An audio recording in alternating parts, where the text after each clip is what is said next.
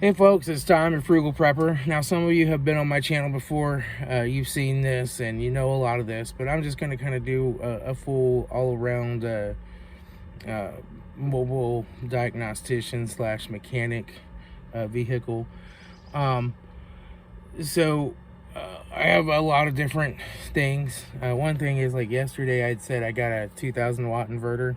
It didn't work out. It was a piece of crap. I had to return it, and I'm back on my 400 watt inverter for now. But I'm just going to take you around and show you how I do it. Now, a couple things is, I am not like oh, I'm going to come slap on a set of pads in your driveway kind of guy. I do brakes, but I do full brake jobs, including rotors and brake hardware and all that stuff. And I normally bring that stuff back to my shop. What I do mobile most of all is diagnostics, like drivability concerns, you know, intermittent misfires, things cutting out, things not working right, the check engine light and the sensor's been replaced and they don't know why it won't go away. I also do a lot of computer replacements, especially for General Motors, and reprogram modules and computers and stuff like that. I do mostly GM and Ford for programming, although I can do diagnostics on just about any car. I don't work on Eurotrash. I don't work on BMWs. I don't work on Volvos. I don't work on Mercedes. I don't work on any of that junk. I like to stick with Asian cars, which includes Hondas, Hyundais, Toyotas, unfortunately Nissans. It includes all the domestic makes pretty much. So that's how my setup's geared, is to go out. I do a lot of buy here, pay here lots. I do a lot of small independent shops. I've done a couple of dealerships, actually, believe it or not, where you show up at a Volkswagen dealer or whatever, and they got a used Chevy that's having a weird problem, or most of the time it's just like we want to get the computer replaced. We need somebody to program it, and a lot of times those shops, they have stuff to program Volkswagens. They don't have the stuff to program GM, and they don't know how that works. So I do that.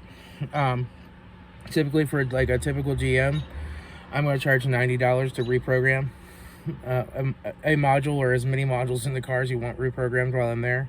And then it's $50 for a return trip to reprogram any other module for the next 2 years, because I've already bought the $40 software license. So I'm making $50 to go out, roll out, and program. For diagnostics, they usually start at about $150, and that's a confirmed diagnosis. In other words, if I can't make a confirmed diagnosis, I'm going to tell you that, and I'm not going to charge you the full $150. But if I do make a confirmed diagnosis, it's $150, and if you replace the part and I'm wrong, I pay for the part. And I eat that part, and then I re-diagnose it for free. So there's a big concern about, you got to get these things right, And so here's what I do. We'll start out. This is my Buick Rendezvous. This is a 2006. I bought this car for $200. It runs, has a couple 100,000 miles on it. Headlights are all cloudy. It's got some scrapes down the side. It's got some dings and some bangs. I haven't given it a bath in like 2 years. I had to replace some drive shafts and some stuff in it, but she runs and she works pretty good. And so this is just kind of a quick overall view of the car. And this isn't my normal vehicle. My daily driver is my Buick Lucerne. This is my mobile diagnostic vehicle. And so most important part of any mobile diagnostics is going to be the computer. And so I'm set up. I have internet through my phone. I can get on here. I can look stuff up, like this wiring diagram. I can print them, which is very important part. See if it's gonna print. Sometimes you don't like to print. I don't know why. Sometimes. Alright, it helps if I actually have the printer turned on. It printed it twice. But so I can print out my wiring diagrams. Look at those. In here, I have my different colored highlighters to highlight my diagrams. I got my safety glasses. I got some chargers and cables and a tire pressure gauge down there. I got this in case somebody gives me some trouble, and it's not enough trouble to shoot them, but it might be enough trouble to make them regret their choices to mess with me. Got a little flashlight in here. Sometimes, you know, you have to roll out to some pretty shady neighborhoods. Actually, I had a guy pull up behind my vehicle once, and they just like parked there, and my tailgate's open, so I went over and I closed my tailgate, like, what's this guy doing? And I like, look, and then he's like slumped over in his car, and I'm like, is this dude dead? And I walk up there, and he got a needle hanging out his arm. He just pulled up behind my car and decided to get high. 15 minutes later, he woke up and he drove off. You know. But yeah, I've got all my programming software, everything like that on here.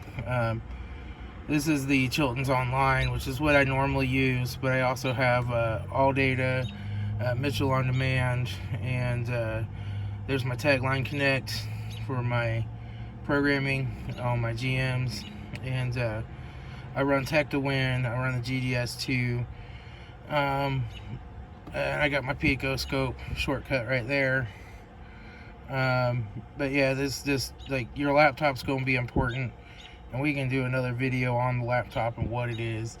But it's a really screaming fast, lots of RAM, lots of storage, lots of all the good stuff there. All right, and I have almost as much invested in different cables and adapters to hook up to everything as I do in the laptop itself. Right, so.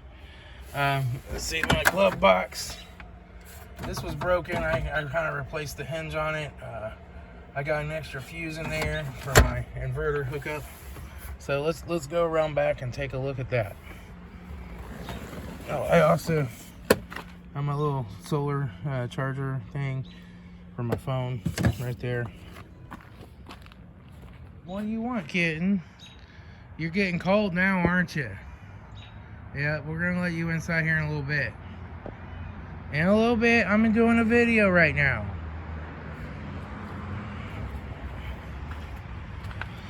So back here, I keep some tools. Let me turn on the light. I also have a light up here that's wired up to my inverter. It kind of lights things up a little. So back here I got jumper cables, I got an extension cord, I got this so I can plug in extra stuff if I'm doing programming. I've got a battery maintainer, I've got jack stands, a little air pump under there for some reason. I don't really need that anymore. And I keep over here, I keep a fuel pressure tester. This is a power probe. This one's one Eric O sent to me personally. He should have signed it. Isn't it cool? I mean, he probably didn't sign it because he knew I'd sell it on eBay for $1 million. But I got my trauma kit. I actually keep Narcan in here now. And like, you know, all the typical blowout trauma stuff is in there. I have a video on that. I'll put it up above. Got a hard hat, that's mostly for work. I've got all my J boxes and programming stuff. Yes, so in case people ask, no, this does not stay in the vehicle overnight. This goes inside with me every night. But this has all my J boxes and programmers and my Pico scope and all that stuff in there. And it's just a cheap Harbor Freight Apache Pelican clone case. But that's pretty much what I keep here. Over there is my printer. I'll walk around there.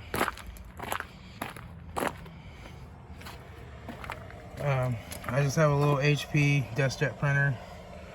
I have my inverter down here going to a power strip. I also have an orange extension cord that runs to the back.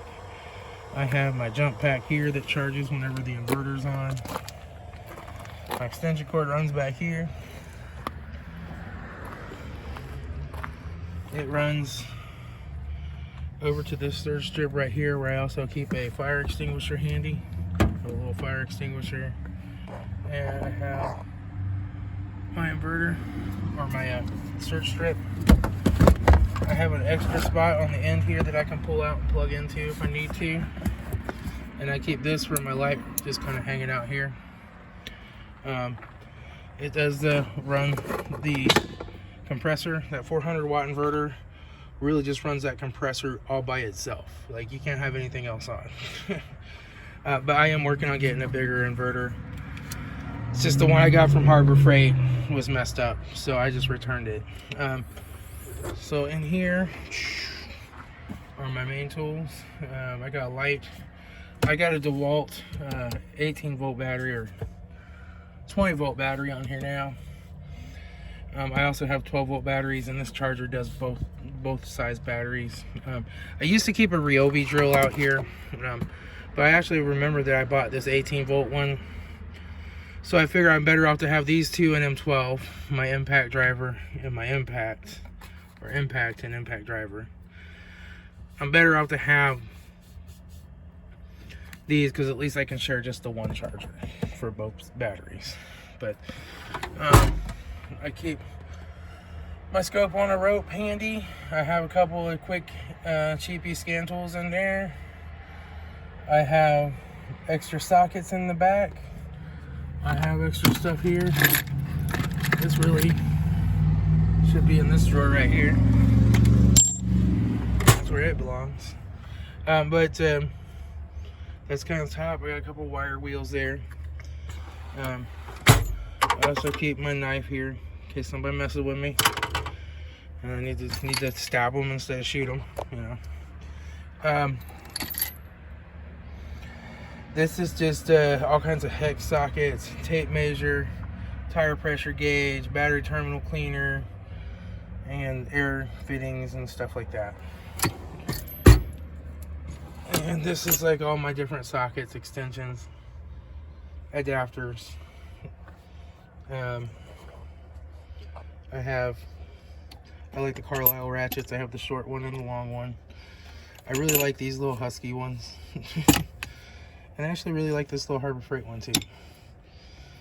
But that's where I keep all that stuff.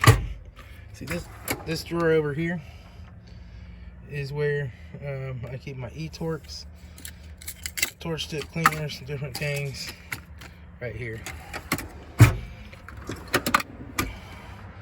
So this is hammers, plastic prying tools, other kinds of prying tools, mini screwdrivers, mini picks, other screwdrivers, drill bits, a ball joint fork tool, some extra little driver bits, a punch. I got my little tire patching kit there, and wire brush. I keep a C-clamp in here too. This is like my different pliers and stuff, and these keep moving as I slam the drawers. It's kind of annoying. But I got some long needle nose pliers, some of those Knipex mini pliers, set of channel locks, set of Doyle crimpers, some Harbor Freight vice grip, or some Harbor Freight pliers, some other pliers, some needle nose pliers, some Harbor Freight cutters, razor knife, got a little hacksaw, got a pry bar, couple of BFHs. And then here's all my different wrenches. I got some of these really long ratcheting ones, some different metric ones, some standard ones, and I have one of my brake caliper hangers in here. This is different stuff. This is a meter with a DC amp clamp. I just get these. I get whatever the latest brand of the day is on Amazon. I run them till I burn them up, and then I buy another one. But that's a meter. Yeah. I've got these little fuse adapters, which are great if you need to measure the current going through a fuse. I've got the OTC relay adapters for testing things. I've got the fuel injection pump tester. I've got the little starter button. This is actually part of my pressure transducer that I hooked to my scope. The other part of that is down below, but that's a homemade pressure transducer hookup. I've got my emergency extractor turbo sockets. I got amp clamp for the scope, wire strippers, rivet tool, some butt connectors, some heavier amp lights. Oh, here's the other end of my pressure transducer. So I take that and I hook that into a hose with an adapter, measure the pressure on different things that I need to measure.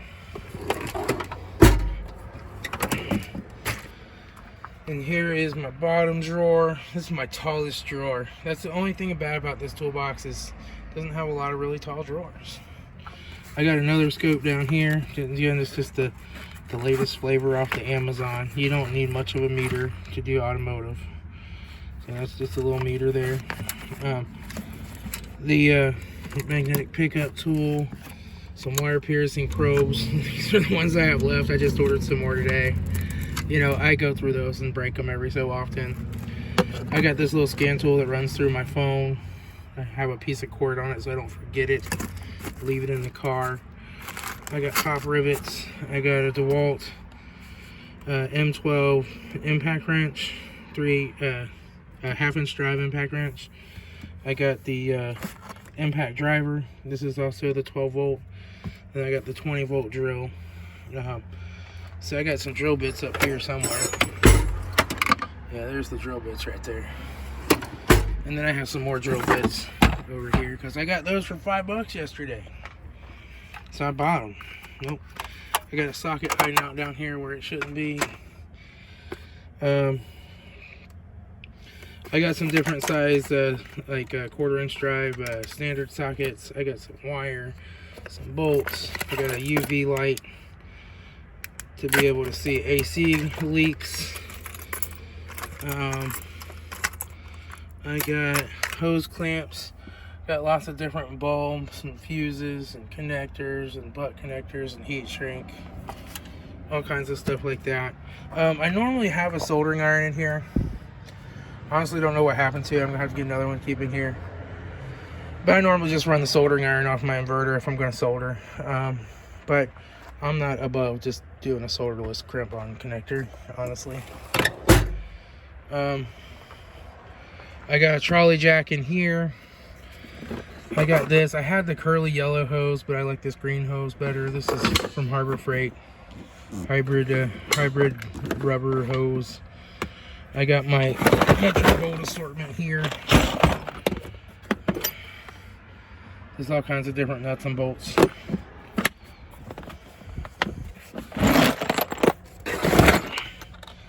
I also have a rubber mat under all that stuff that I can pull out if I have to kneel, get down on my knees, and work under a dash or something, because my knees aren't the greatest anymore. I got some different trays and things on the side. Trays up here. Picture of my son and my wife. I got some magnetic trays there. I got some bungee cords over there. I also keep a charger back here so I can plug in and charge my rechargeable lights right there.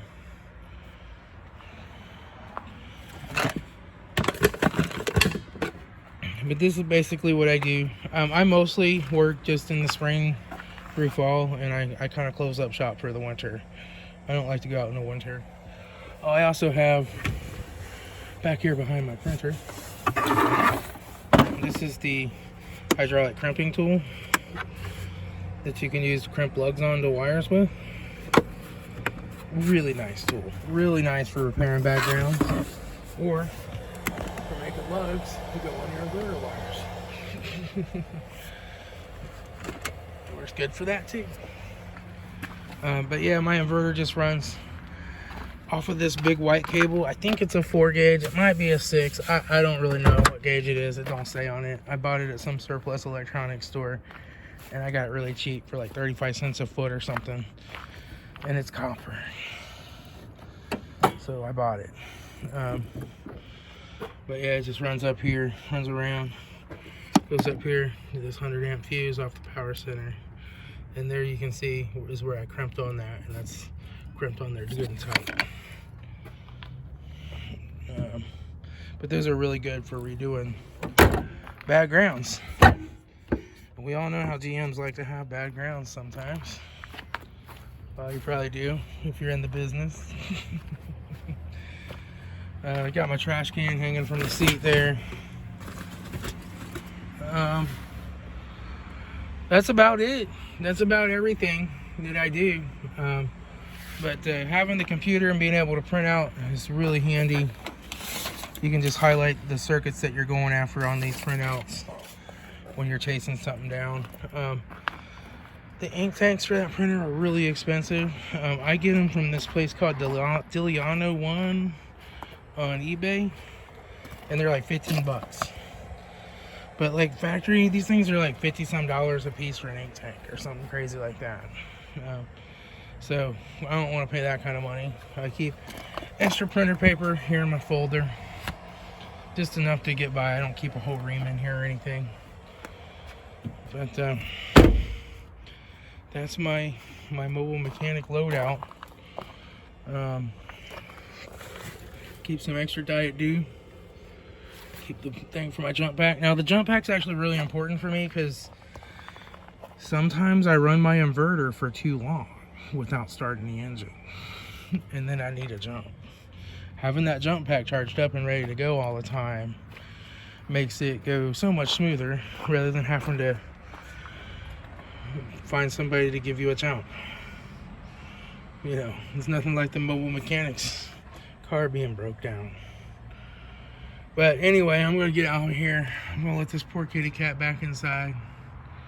She wants to go inside. Kitty bo cat. Kitty bo cat. Well, hi there. Say hi to everybody on YouTube. Say hello, YouTube. Say hello. This is Tallulah. Say, my name's Tallulah, and I like to run into the street, so I have to come outside and stay in a cage. Yeah. Hey, folks. So some questions I get is like, what is the software that I use? I use AllData and Mitchell On Demand, and I use the Chilton's online, and I also have Hollander on there. So that's what I use. I'm not going to tell you how I get those, but you can get one of those and you'll be fine. Not the Hollander, but one of the AllData Chilton's. There's some other software as well. Mitchell On Demand is good software, but they redraw their diagrams and sometimes they get them wrong. So you're better off to have something like AllData or Chilton's, which gives you copies of the factory diagrams. Another question I get quite often is, what do I do to advertise my business? I don't. I never have. When you have a J-Box and you'll travel around and program, you'll program keys, program replacement modules, used modules from junkyards, not necessarily new modules. The work just finds you. I turn down calls all the time because it's not something I want to do. I don't have time to do it. I don't feel like doing it. I don't want to go out and do it. And I still have more work than I can handle, right? So I am constantly being called on. Sometimes I have to schedule people 2 or 3 weeks out because I do work an 8 to 5 job. This is not my full-time job. This is just a side thing that I kind of do for fun. And when it stops becoming fun, I stop doing it, right?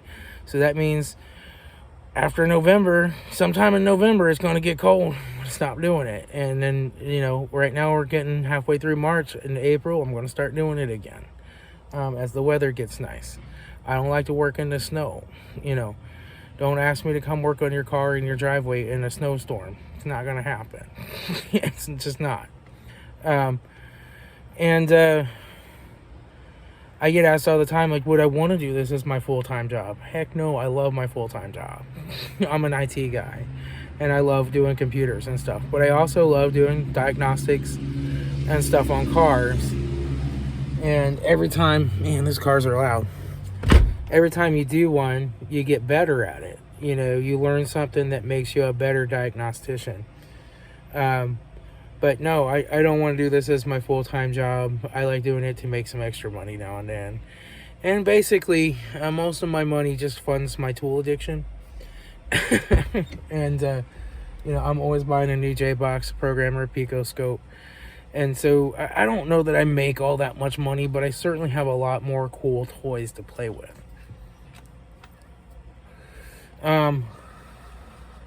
Another question I get is like, well, I only know how to do like oil changes. What do you recommend for me to start doing mobile oil changes? Don't. You're not going to make any money doing oil changes mobile. You're just not, No. People can drive through the 10-minute quickie lube and get them for $29.95. There's no money to be made there. But if you're good at something like doing brakes, lots of money to be made doing brakes. And that's something you can easily normally do. But know this. If you're going to do brakes, you're going to have to do the complete, brake system. You're not going to just be able to go and show up and slap a set of pads on it or a set of rotors and pads on it. You're going to need to have the tools to clean the rotor hats, the hub faces. You're going to have lube for the slide pins. You're going to have to, you're going to have all that stuff on you. And you're also going to need to know how to do brake lines when you break a brake line. You're going to know how to do a caliper. You're going to have to know how to extract a bleeder. I have a great video on that. So there's a lot of stuff that you have to think about when you do brakes that you're going to run into. You're going to do brakes. Somebody's going to have a hung caliper. You're going to go to replace the caliper. You're going to snap off the brake line and, or whatever. And it's just going to go down this rabbit hole. And if you don't have the flaring tools and the knowledge and experience to do that, you could end up in a situation. But yeah, if you're good at doing a particular thing, just specialize in doing that. And when people call you for something that you're not good at, like somebody calls me and like, I need a radiator in a BMW. I'm like, nope. Nope.